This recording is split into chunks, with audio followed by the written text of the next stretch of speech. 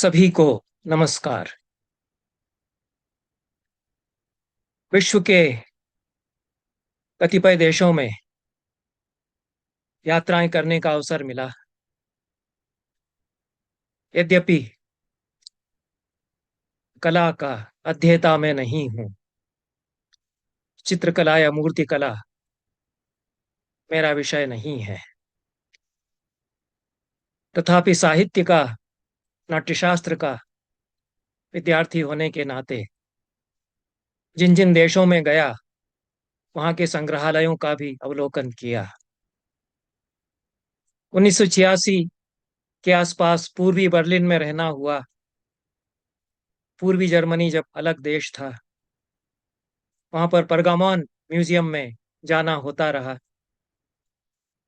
जिस स्थान पर मुझे ठहराया गया था हम्बोल्ट विश्वविद्यालय की ओर से, वहां से पैदल जा सकता था परगामोन संग्रहालय में। बहुत विशाल संग्रहालय है।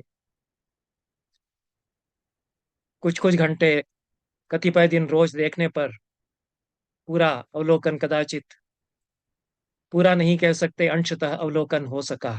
वहाँ ग्रीक कला के नमूने विशेष रूप से संग्रहित हैं। मूर्तियां बहुत भव्य हैं। 2011-12 में न्यूयॉर्क में रहना हुआ, कोलंबिया विश्वविद्यालय में व्याख्यान के लिए न्यूयॉर्क के स्टेट संग्रहालय में भी जाना हुआ। वहाँ भारतीय चित्रकला के दुर्लभ नमूने हैं। परगामोन म्यूजियम जितना विशाल है, उतना विशाल यह नहीं है। न्यूयॉर्क का राजकीय संग्रहालय कदाचित इन दोनों से भी विशाल संग्रहालय लंदन के इस वर्ष प्रवास के दौरान देखने का अवसर मिला। वह ब्रिटिश संग्रहालय है। ब्रिटिश संग्रहालय अत्यंत विशाल, कई प्रखंडों के भवनों में स्थित है। कई दिन का समय चाहिए, कई कई घंटे रोज इसे पूरा देखने के लिए। मैंने जो भारतीय कला की वीथिकाएं थी, उन्हीं में से कुछ का अवलोकन किया। अवसर रहने पर जो भारतीय कला के दुर्लभ नमूने यहाँ संग्रहित हैं, उन पर चर्चा करूंगा।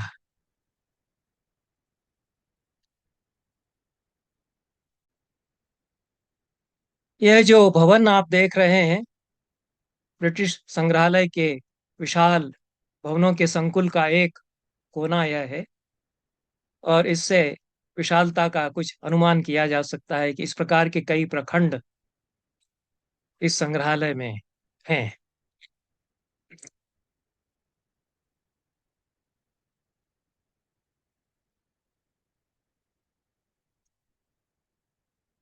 संग्रहालय में प्रवेश करते ही एक अनोखी मूर्ति ध्यान आकर्षित करती है, और मैं इसी पर केवल चर्चा करना चाहता हूँ। अद्भुत प्रतिमा यह है। ये लगभग 25 फीट ऊंची काले पत्थर पर बनी हुई प्रतिमा है। और काला भी सुंदर हो सकता है, काला रंग सुंदर होता है, हम उसको बदसूरत बना देते हैं। सौंदर्य है इस प्रतिमा में, और कुछ अनोखा सौंदर्य है। जो भव्यता और विशालकाय होना प्रतिमा का, वह तो आकर्षित करता ही है। और एक उदात्त भाव इस प्रतिमा में निर्मित जो महिला है, उसके मुख पर दिखाई पड़ता है।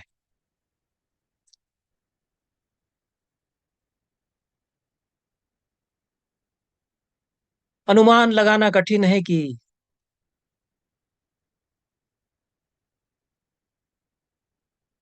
कितनी आयु इस महिला की, इस बाला की, इस कन्या की, इस लड़की की होगी।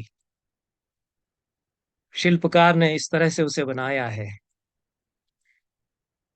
हो सकता है कि मेरी समझ गलत हो, पर बार बार गौर से देखने पर भी मुझे यही लगा कि आप चाहें तो 10 साल की बच्ची से 50 साल तक की अधेड़ महिला, जैसा आप समझें इसे कह सकते हैं। ऐसा शायद शिल्पकार ने सोच समझ कर किया है। ऐसा संभव भी हो सकता है। संसार में ऐसे कई लोग मिलते हैं जिनकी उम्र पता नहीं चलती। 50 वर्ष की उम्र में भी वो 25 वर्ष जैसे दिखाई पड़ते हैं, कभी कभी उससे भी कम दिखाई पड़ते हैं, दिखाई दे सकते हैं। हालांकि ऐसा अब कम होता है। ऐसा कदाचित होता है जब एक तरह का भोलापन व्यक्ति में हो, निर्दोष निष्कलुष चित्त हो, तो उम्र के बंधन तोड़ करके वह खड़ा हुआ हमको लगता है। जो शिल्पकार है कदाचित काल को संक्रांत करके उसके परे जाना चाहता है।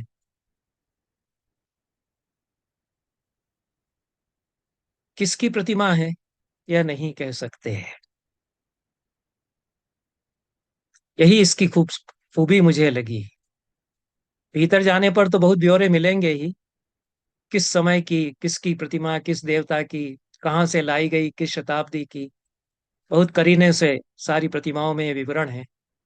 यह तो एक आधुनिक प्रतिमा है, हाल ही में बनाई हुई, लेकिन किसकी है यह शिल्पकार बताना नहीं चाहता।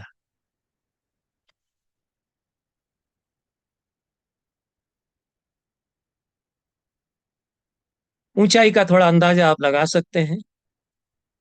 मस्तक का जो चूड़ा है वो दूसरी मंजिल की खिड़की तक जाता है। पहली मंजिल की भी ऊंचाई कम नहीं है। बच्चा जो खड़ा हुआ है सामने, वो लगभग इसके घुटनों तक आता है। यह भी सुंदर बच्चा है, कृष्ण वर्ण का बालक यह भी है। कृष्ण वर्ण की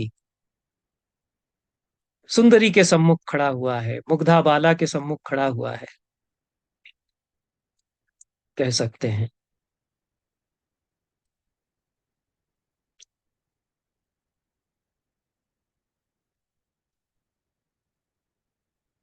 वयस्क लोग घुटने से कुछ ऊपर तक इसके पास खड़े होकर के आते हैं।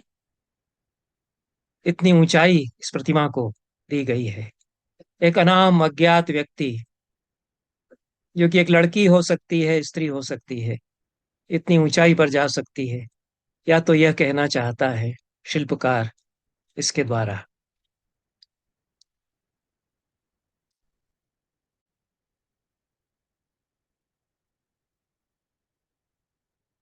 क्या कहना चाहते थे शिल्पकार, वे तो हमारे सामने अब नहीं है कि वे बता सकें इस प्रतिमा के द्वारा। लेकिन ये बहुत सोच समझ करके यहाँ स्थापित की गई है, सोच समझ करके निर्मित की गई है। इस प्रतिमा के शिल्पकार थॉमस जे प्राइस हैं। 2022 में यह ब्रिटिश म्यूजियम में रखी गई। और मोमेंट्स कंटेंट, यह शीर्षक इसको दिया गया। कुछ क्षण जो निहित किए गए। थॉमस जे प्राइस ने इसके बारे में यही बताया कि this is a sculpture about statues. प्रतिमाओं के बारे में यह एक शिल्प है। इसके द्वारा वे सवाल उठाना चाहते हैं कि संग्रहालयों में संग्रहित होने का हक किसको है। क्या केवल महापुरुषों को, जिनके की इतिहास में नाम दर्ज हैं? क्या उन्हीं का महात्म्य वर्धन होगा संग्रहालयों में? और जो अनाम अज्ञात लोग संघर्ष करते रहे हैं और इतिहास बनाते रहे हैं, कभी कभी तो सच्चा इतिहास वे ही बनाते हैं, वो इतिहास दर्ज नहीं होता। क्योंकि इतिहास लेखन की हमारी अपनी प्रविधि है, वह पूरी तरह से सही नहीं है। केवल राजा और नेता ही इतिहास नहीं बनाते, जनता इतिहास बनाती है। सच्चा इतिहास जनता ही बनाया करती है, आम लोग बनाया करते हैं। कालिदास ने एक अनाम अज्ञात यक्ष की कथा लिखी। उन्होंने नाम नहीं दिया। कश्चित इस शब्द से मेघदूत का आरंभ उन्होंने किया कि कोई यक्ष था, नाम उसका नहीं और कुछ विवरण नहीं। और टीकाकार बताते हैं कि कोई कश्चित, ऐसा कहने में ही तो सब ब्रह्मांड समाया हुआ है कि ये जो कोई है यही सब बनाता है, इतिहास भी यही बनाता है।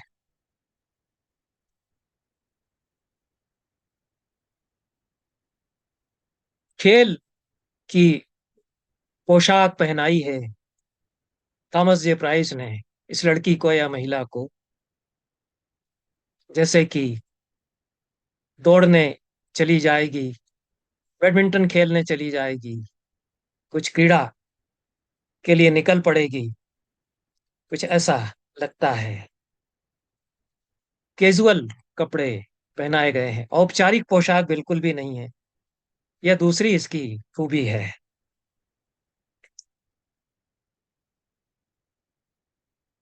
कुल मिलाकर के शिल्पकार का कहना यह था कि जो लोग हाशिए पर डाल दिए गए हैं, जिनके बारे में इतिहास मौन रहता है, जिन्हें संग्रहालयों में कोई जगह नहीं मिलती, तो सच्चे संग्रहालय में रहने के अधिकारी वे ही होते हैं।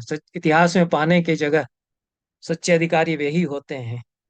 उन्हें जगह मिले, पब्लिक स्पेस में, सार्वजनिक स्थानों में उनके लिए अवकाश हो, उनके बारे में सोचा जाए। यह सोच करके बनाई गई है जिस